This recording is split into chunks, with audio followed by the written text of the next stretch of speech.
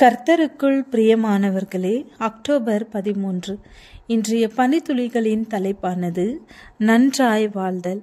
வசனம் பிரசங்கி 7வது அதிகாரம் 2வது வசனம். விருந்து வீட்டுக்கு போவதிலும் துக்க வீட்டுக்கு போவது நலம். இதிலே எல்லா மனுஷரின் முடிவும் காணப்படும். உயிரோடு இருக்கிறவன் இதை தன் மனதிலே சிந்திப்பான்.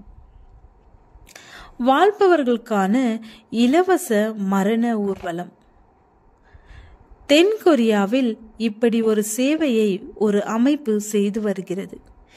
2012 அந்த அமைப்பு துவங்கியதிலிருந்து 2500க்கும் மேற்பட்ட இளைஞர் முதல் ஓய்வு பெற்றவர் வரையிலும் தங்கள் மரணத்தை பொருட்படுத்தினால் நலமாய் வாழ முடியும் என்று முன்வந்து அதில் ஈடுபட்டுள்ளனர். அதன் அலுவலர்கள் இது போன்ற உருவகப்படுத்தப்பட்ட மரண ஊர்வலங்கள் மக்களுக்குள் ஜீவியத்தின் மேன்மையையும் நன்றி உணர்ச்சியையும் பிரித்திருக்கும். குடும்பங்களிடையே மன்னிப்பின் அவசியத்தையும் வலியுறுத்துகிறது என்கின்றனர்.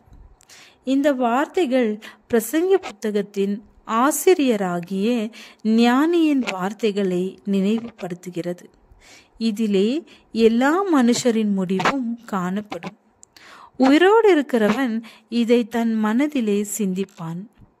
மரணம் என்பது வாழ்க்கையில் சொற்ப தன்மையையும் நாம் வாழப்போவது கொஞ்ச காலம்தான் என்பதையும் அதிலே மற்றவர்களை நேசிப்பதின் அவசியத்தையும் நமக்கு வலியுறுத்துகிறது.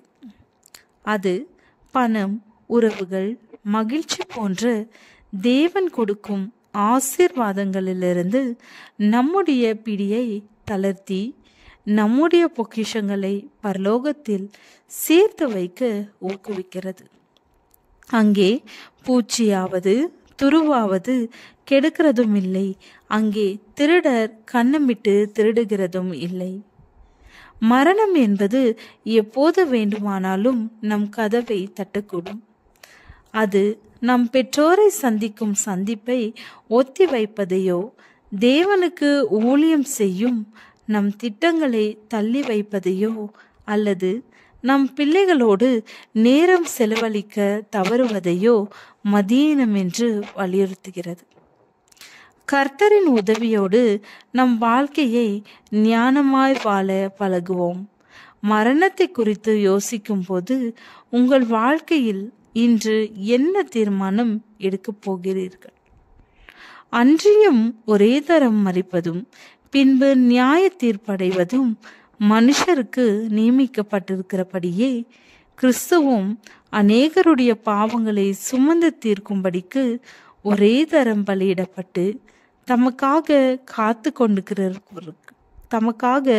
காத்து கொண்டிருக்கிறவர்களுக்கு ரட்சிப்பை அருளும்படி 2ஆம் தரம் பாவம் இல்லாமல் தரிசனமாவார்.